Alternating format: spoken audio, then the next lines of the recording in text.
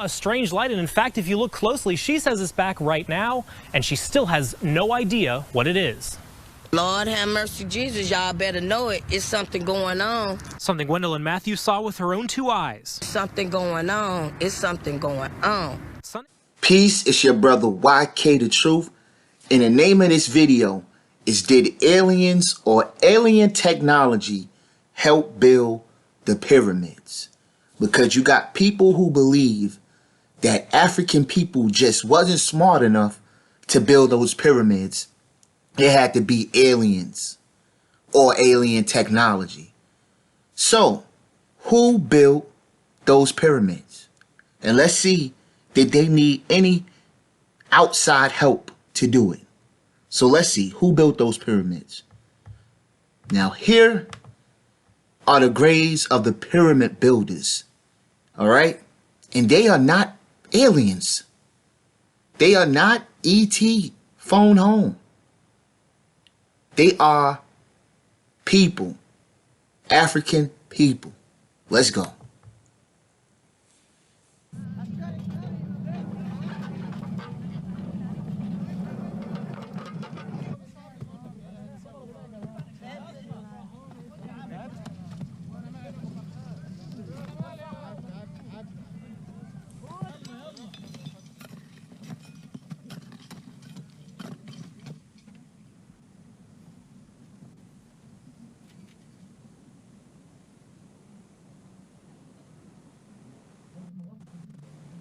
You see that?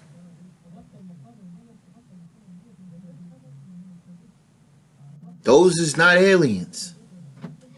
Those are human bones. Almost every day can find a statue or a pottery sherd or a piece of bone that can reconstruct the history of the Old Kingdom. Because this is the first time that we know an idea about the common people, the Egyptians who built the pyramids. In the same time, this is the first time that we know that the Egyptians built the pyramids. And also in the same time, they were not slaves. They built the pyramids through the love of the people. They were not slaves. All right? They were not slaves. This is for my Christians who believe that the slaves built the pyramids. This is for my aliens, people. Aliens did not build the pyramids. All right? Then you got people that say things like, man, they needed extraterrestrial help. How did they move those heavy stones? How did they move them? Well, I'm going to show you right here. The ancient Egyptians who built the pyramids may have been able to move massive stone blocks across the desert by wetting the sand in front of a contraption built to pull the heavy objects, according to a new study. Physicists at the University of Amsterdam investigated the forces needed to pull weighty objects on a giant sled over desert sand and discovered that dampening the sand in front of the primitive device reduces friction on the sled, making it easier to operate. The findings help answer one of the most enduring historical mysteries: how the Egyptians were able to accomplish the seemingly impossible task of constructing the famous pyramids. To make their discovery, the researchers picked up on clues from the ancient Egyptians themselves.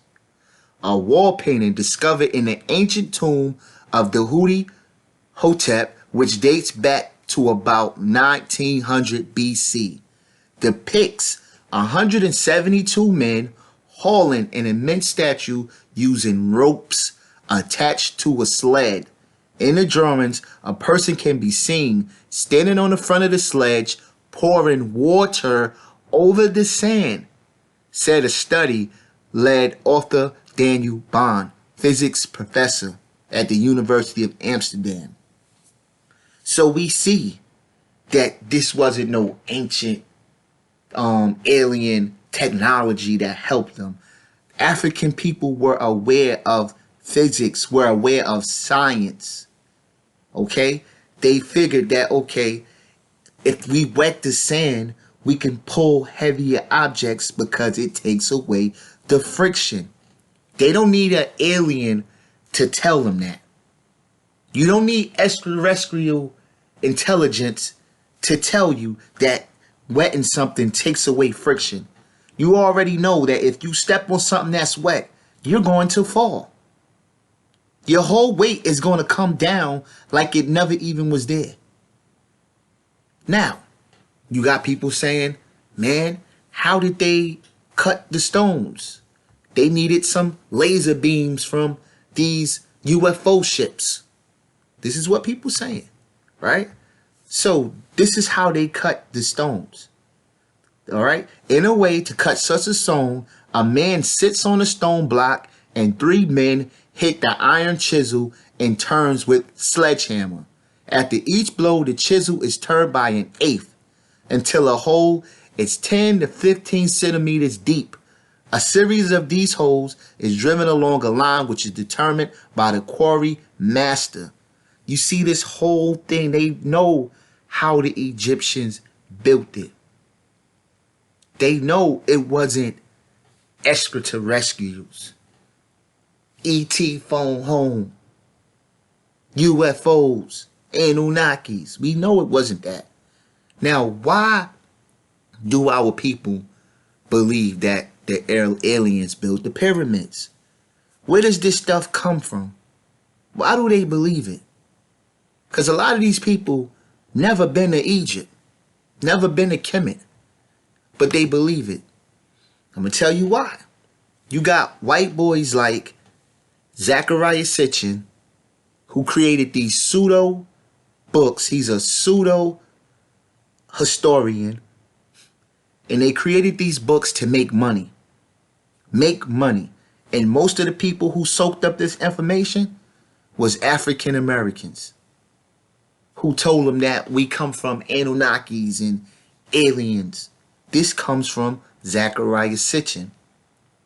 See, you let go of Master's Jesus, but then you picked up Master's aliens. All right? So he fabricated a lot of stuff about the Sumerians, and he got it wrong. Look it up. There's a sitchiniswrong.com.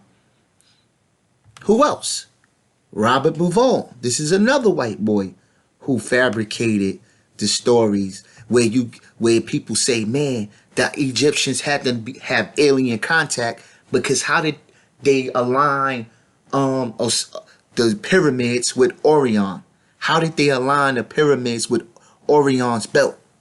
This is what they say, right? Robert Bauval, a Belgian miner engineer, wrote a fascinating book called The Orion Mystery, in which he observed that the 3 stars in Orion's belt are not precisely in a straight line. And he noticed that the pyramids of Giza were not aligned either. He saw a similarity between the stars in the Milky Way on one hand and the pyramids of Giza and the Nile on another. As that was not enough, Amenhotep, also known to be associated with Osiris in the Osirian legends, and the Sirius with Isis, wife and sister to Osiris and mother of Horus. So was born the fascinating and romantic idea that the ancient Egyptians of the Old Kingdom were replicating their heaven and their legends on earth. Egyptologists have laid out plenty of arguments against the Egyptians having deliberately attempted to map out the heavens on Earth, but the whole thing's actually kind of neat. I mean, intriguing. I think it'd be pretty cool if this were convincingly true, but as soon as you get past the 3 pyramids of Giza, things quickly unravel. The authors almost seemingly picked random features of the ancient landscape to unconvincingly match up to celestial bodies. They often interpret the archaeology and ancient texts to fit their theory, but isn't everybody just a little bit guilty of that? Some naysayers argue that Osiris, or Sa, was only later on equated with the whole constellation Orion, whereas at the time of the pyramids, the Egyptians equated Osiris with only one star, Rigel, Orion's proper left foot. And that makes more sense, actually, since the pyramid texts often refer to Osiris as the toe star. The whole Orion correlation theory also assumes that the Egyptians had a grand master plan spanning many generations of pyramid-building pharaohs, which would have had to have begun even before the Giza pyramids. Why would Khufu's father Sneferu have chosen to build his pyramids elsewhere nearby, leaving the choicest spots of Orion's belt to his successors? In short, there was nothing special about the Belt of Orion to the builders of the pyramids. Besides all of that, there is a perfectly simple reason for the pyramids to be aligned as they are, which has nothing to do with stars or the Milky Way. The pyramids are aligned as they are so that they can be seen by people, especially kings. So, look up the Orion mystery. Look up the Orion mystery. So, we know that the ancient Egyptians built the pyramids. We have their graves. We have records of the people. We have archaeological evidence.